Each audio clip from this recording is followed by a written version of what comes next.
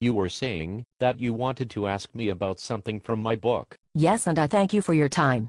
I am relatively new to astrology. You said that significator dynamics are a key to analysis. I wanted to know more about significator dynamics. First of all, do you know what a significator is? It is the planet ruling a house. Yes. It can also be a planet in the house, but we tend to think of it more so in terms of the planet ruling the sign on the cusp of the house, or ruling a sign intercepted in the house. Okay. I understand. It is also important to know about the angular crosses. Do you know them? Well, why don't you tell me? We have 3 crosses. The angular grand cross is defined by the 1st, 4th, 7th, and 10th houses. Its base house is the 1st. It is concerned with identity and self-projection. The 4th and 10th houses form the parental axis, and please forget the nonsense about assigning rulership of one of these houses to a parent. It is unimportant in the scheme of things. And the 7th house is relationships. The important thing about the angular cross is that the 1st house theoretically squares the 4th and 10th houses. This means that for optimum development of your identity, there must be tension with your parents. It's supposed to be that way. The object in the angular house is to determine to what degree the identity and self-projection have been affected, and how much of it has spilled over into relationships. Whoa. That is phenomenal. When the ruler of the ascendant is in aspect tension or is retrograde, there is a suggestion that there is a delay in identity development. When the rulers of the 4th or 10th houses, or planets in them are involved in aspect tension, there is a parental dynamic to be discussed. And this obviously applies to relationships where the 7th house is concerned. Okay.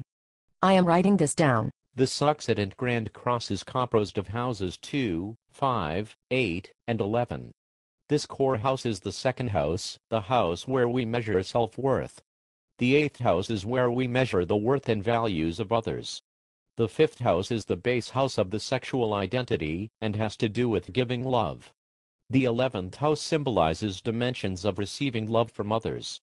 The key here is that it is difficult to be fulfilled giving and receiving love when the self-worth perception is tense. This is especially so regarding sexual intimacy. In analysis of this grand cross, the concern is to what degree have self-worth tensions been internalized and become routinized into behaviors that thwart the individual and prevent optimum development. I could probably write a book on this one. I would say that at least 75% of the thousands of horoscopes I have seen in my life have self-worth tensions. As long as these tensions are managed, things are okay. It is when they are unmanaged that they become issues which get in the way of everything. I'm sure you know plenty of people with unmanaged issues. They are easy to find anymore. Now we move on to the Cadent Grand Cross of houses. The base house is the 3rd. It is what and how we think, communicate, and deal with information about our identity. It is the mindset. The 6th and 12th houses symbolize the zones of experience that have to do with our work environment and with the institutional demands of society. When the Cadent Cross is problematic, we see concerns that have to do with the mental outlook, personal opinion, a lack of cooperation from or with others on their terms, illness, lack of education, processing of information, etc. Okay. I think I have it. The significator dynamics helps us to analyze the horoscope. They are how we find what we need to know, partially. Let's say that there is an opposition between the Sun and Uranus in the parental axis with Leo rising and Aquarius on 7. We know that the opposition suggests arch-individuation, and in the parental houses, the individuation is probably a reaction to parental tension. This individuation and parental tension would also affect the identity and the person's relationships.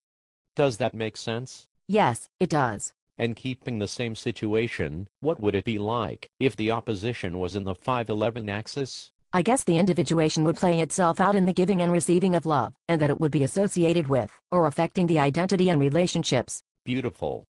Suppose you have an opposition between Neptune and Mercury in the 5-11 axis with Pisces on the cusp of the 2nd house. That would be an uncertainty of worth that spills over into the person's romantic life. There would probably be confusion about how lovable the person feels. Bravo. You are a fast learner. Significator dynamics demand creativity and artistic sensibilities with analysis.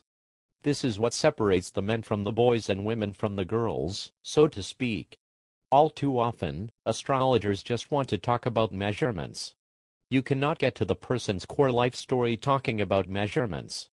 When significator dynamics are well understood, you can easily have a dialogue with a person about their horoscope and never speak a word of astrology. In fact, that should be the practice anyway. There should never be any astrological jargon used. Well, I certainly want to thank you for your time and for this brilliance. I am aware that you have a course. I will email you and get it going. I will be glad to have you, and it has been my pleasure.